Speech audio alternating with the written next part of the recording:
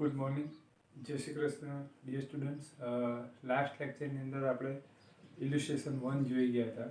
Now illustration number 2. Record the following in the journal proper of Sri Amarnath. 2014, 1st October, gave goods of rupees 1500 in charity.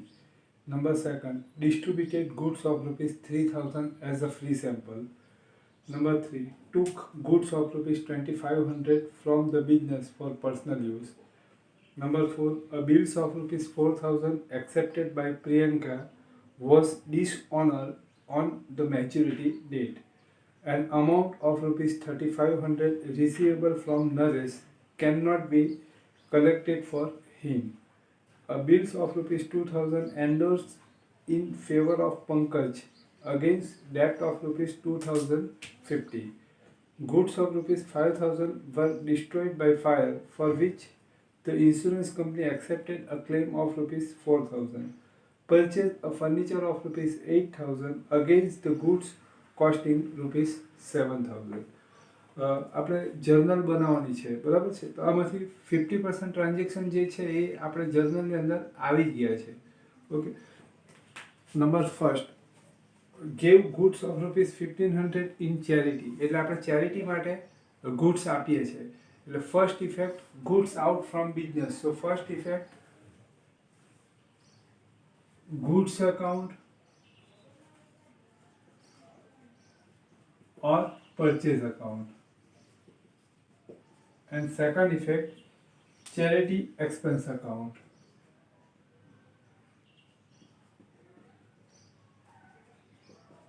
Charity expense account, nominal account and expense થશે એટલે debit, purchase account real account and goods out થશે એટલે credit.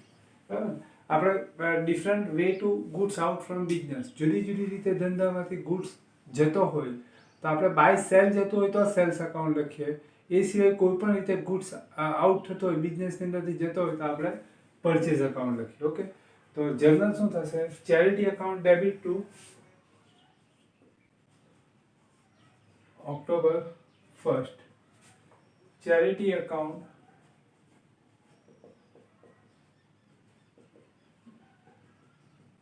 debit to purchase account 1500.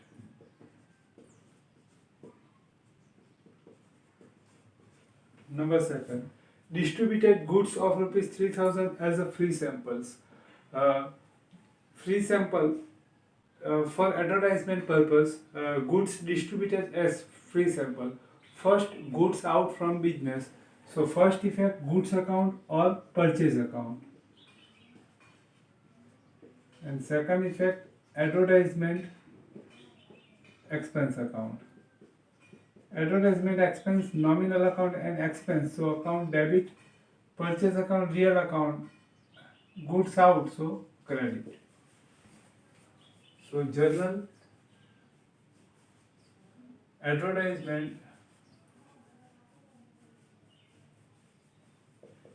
expense account debit to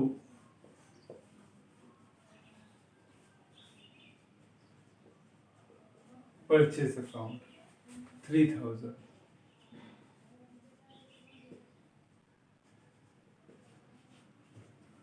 Next, took goods of rupees 2500 from the business for personal use.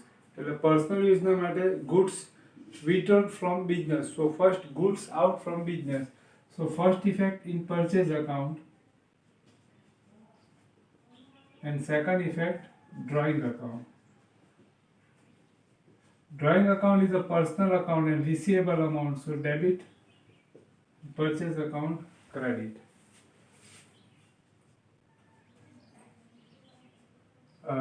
Drawing account debit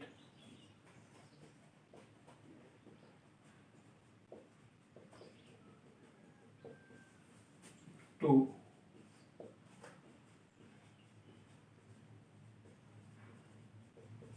purchase account 2500. Next, bills of rupees 4,000 accepted by Priyanka was dishonored on the maturity date. એટલે અહીં journal આપણે શાને લખવાની છે, જે ડિસઓનર થાય છે એની લખવાની છે. તો પહેલા આપણે એ વિચારવાનું કે જ્યારે બિલ્સ રિસીવ કરેલો હશે ત્યારે એની જર્નલ શું થયેલી હશે. તો આપણે જર્નલ કોનામાં લખ્યા છે? અમરનાથ. બરાબર. તો અહીંયા શું છે? A bills of 4,000 accepted by Priyanka, એટલે પ્રિયંકાએ એક્સેપ્ટ કરેલું છે બિલ્સ. બરાબર છે. એક્સેપ્ટ મીન્સ લાયબિલિટી એને એક્સેપ્ટ કરેલી છે, એટલે એના point of view bills payable, એટલે આપણા માટે શું થશે? બિલ્સ રિસીવેબલ થશે. એણે એક્સેપ્ટ કરેલું અને આપણને રિટર્ન કરેલું, એટલે આપણે ત્યારે એની જર્નલ શું લખેલી? જ્યારે આપણે બિલ રિસીવ કરેલું હોય ત્યારે bills receivable account debit two Priyanka account. હવે ડિસઓનર થાય એટલે આપણે પાછું એને શું કરીએ? રિટર્ન કરીએ, એટલે bills receivable out from business, so bills receivable account credit and Priyanka account debit. એટલે જેની મેઇન જે જર્નલ થઈ જાય એને ઓપોઝિટ કરી દેવાની. when he accepted, so journal bills receivable account debit to Priyanka account. હવે એ ડિસઓનર થાય એટલે આપણે જર્નલ આખી પલટાવી નાખવાની. bills Priyanka account debit to bills receivable account. Number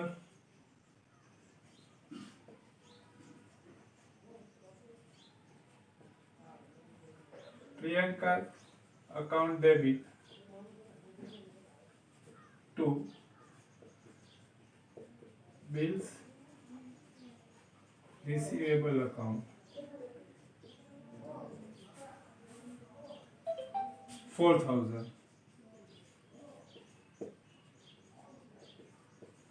Next, an amount of rupees 3,500 receivable from Naresh cannot be collected from him. એટલે આપણે નરેશ પાસેથી 3,500 લેવાના છે, એ હવે આપણને મળી શકે એમ નથી. બરાબર. તો રિસીવેબલ અમાઉન્ટ જેને આપણને મળી શકે એમ નહીં હોય ત્યારે એ શું થશે? બેડ ડેપ્ટ થશે. બરાબર. તો એની ઇફેક્ટ શું થશે? ફર્સ્ટ ઇફેક્ટ એટલે એની પાસેથી મળવાના નથી એટલે પૈસા ડૂબી ગયા. બરાબર ને? પૈસા આપણા ડૂબી ગયા. તો ડૂબી ગયેલા પૈસાને શું કહેવાય? બેડ ડેપ્ટ કહેવાય. બરાબર. એટલે બેડ ડેપ્ટ account, first effect in bed ડેપ્ટ account and second effect Naresh account.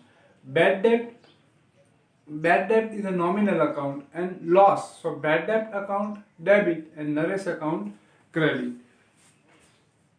Number 5. Bad debt account debit to Naresh account 3,500. Second thing, હવે આ છે ને બીજી રીતે વિચારીએ. નરેશ પાસેથી આપણે પૈસા લેવાના છે, રિસીવેબલ છે. જો એ રિસીવેબલ અમાઉન્ટ છે આપણે એની પાસેથી રિસીવ કરીએ તો એની જર્નલ શું લખીએ? કેશ ઇન થાય, એટલે cash account debit to Naresh account. બરાબર. જો પૈસા મળે તો cash account debit to Naresh account. બરાબર. ને પૈસા નહીં મળે તો શું થશે? કેશ ઇન નહીં થશે. કેશની જગ્યાએ શું થશે? પૈસા ડૂબી ગયા. ડૂબી ગયેલા પૈસાનામાં બેડ ડેપ્ટ કહેવાય. એટલે બેડ ડેપ્ટ account debit to Naresh account. Both condition, બંને કન્ડિશનની અંદર જો એ પૈસા આપણને આપી દેશે તો પણ નરેશનું અકાઉન્ટ ક્લોઝ થશે, અને પૈસા નહીં આપશે તો પણ નરેશનું અકાઉન્ટ ક્લોઝ થશે. એકદમ દેશી ભાષામાં તમને સમજાવું તો આપણે નરેશ પાસેથી પૈસા લેવાના છે, રિસીવેબલ છે. એટલે માની લઈએ કે આપણે પેલે ચાવાળાની લારીવાળા જે ડાયરી રાખે એ ડાયરી રાખેલી હોય તેમાં ઉપર લખેલો હોય કે રિસીવેબલ અમાઉન્ટ ફ્રોમ નરેશ. હવે ધારો કે આપણને પૈસા આપી જાય બધા તો પણ આપણે એને ચોકડી મારી દઈએ કે ભાઈ આપણો હિસાબ પૂરો. અને ધારો કે પૈસા નહીં આપી જવાનો હોય, 100% નહીં મળવાનો હોય તો પણ આપણે ચોકડી મારી દઈએ. બંને કન્ડિશનમાં એનો અકાઉન્ટ ક્લોઝ થશે. એટલે નરેશનો અકાઉન્ટ ક્રેડિટ થશે. કેશ રિસીવ કરશું તો કેશ અકાઉન્ટ ડેબિટ થશે. હવે કેશ રિસીવ નથી થતી એટલે બેડ ડેપ્ટ અકાઉન્ટ ડેબિટ થશે. બરાબર. આ જનરલ 99% આ ટ્રાન્ઝેક્શન આવે જ એક્ઝામની અંદર. Bills of rupees 2,000 endorsed in favor of Pankaj against debt of rupees 2015.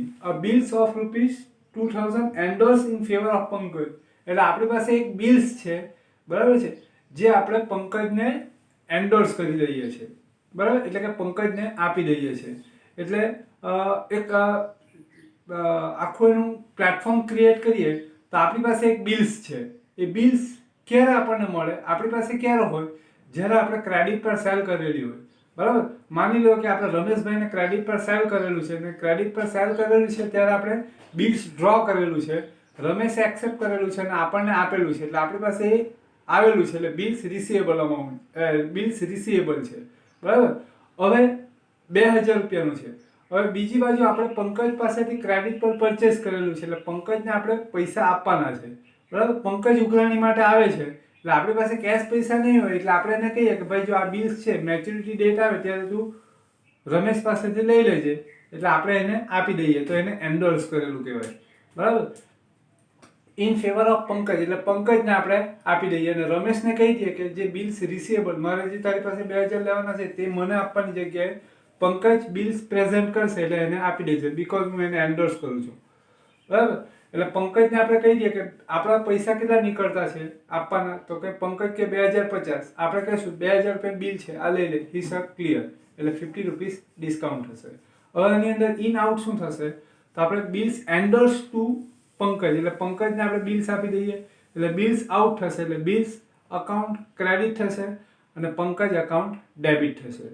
Okay, bills account debit થશે અને Pankaj account bills account credit થશે અને પંકજ અકાઉન્ટ ડેબિટ થશે, બરાબર. 50 રૂપીસ ડિસ્કાઉન્ટ છે, બરાબર. ડિસ્કાઉન્ટ, બિલ્સ અકાઉન્ટ ક્રેડિટ થયું એટલે ડિસ્કાઉન્ટ અકાઉન્ટ પણ ક્રેડિટ થશે. જે રીતે ચેક કે બેંક કે કેશ અકાઉન્ટ ડેબિટ હોય તો ડિસ્કાઉન્ટ અકાઉન્ટ ડેબિટ, બેંક કે કેશ અકાઉન્ટ ક્રેડિટ હોય તો ડિસ્કાઉન્ટ અકાઉન્ટ ક્રેડિટ. અહીંયા પેમેન્ટ આપણે કેશ કે બેંકથી નથી કરતા પણ બિલ્સથી કરીએ છીએ, એટલે બિલ્સ અકાઉન્ટ ક્રેડિટ થાય છે, એટલે ડિસ્કાઉન્ટ અકાઉન્ટ પણ ક્રેડિટ થશે. એટલે લખીએ જર્નલ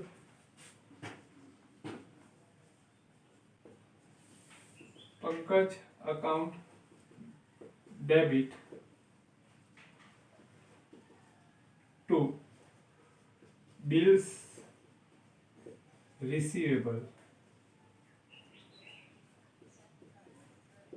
હવે કદાચ કોઈને એવું થાય કે આ બિલ્સ રિસીવેબલ કેમ લખીએ, બરાબર.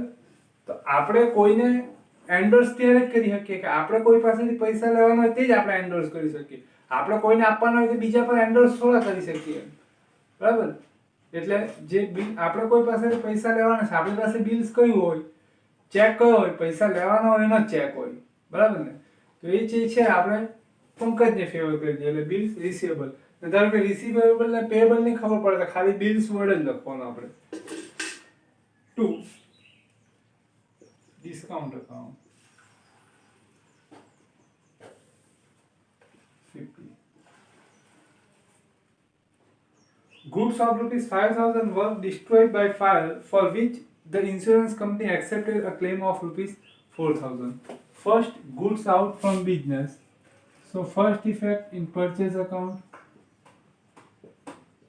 5000. Insurance company accepted claim of rupees 4000. So second effect, insurance company account by 4000. Remaining 1000 is a loss. So third effect, loss due to fire account. Insurance company personal account and accepted claim, so receivable amount from insurance company account debit. Loss due to fire account nominal account and loss, so debit. And purchase account goods out, so credit.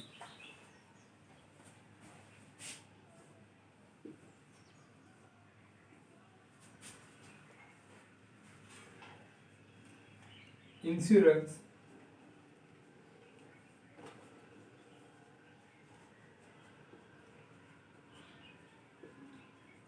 company account debit.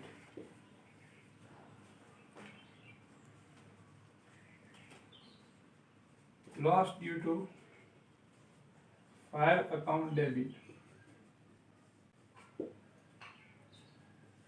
2. Purchase account.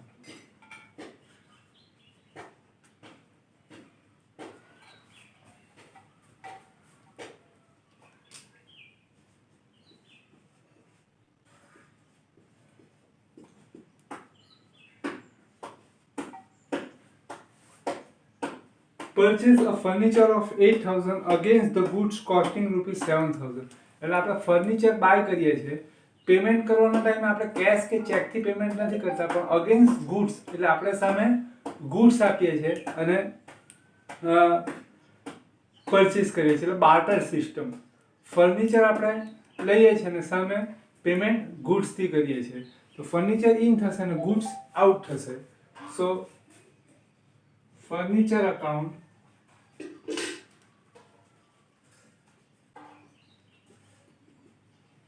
debit to goods or purchase account. Okay, amount આપણે લખીશું, જે ગુડ્સની amount હોય 7,000.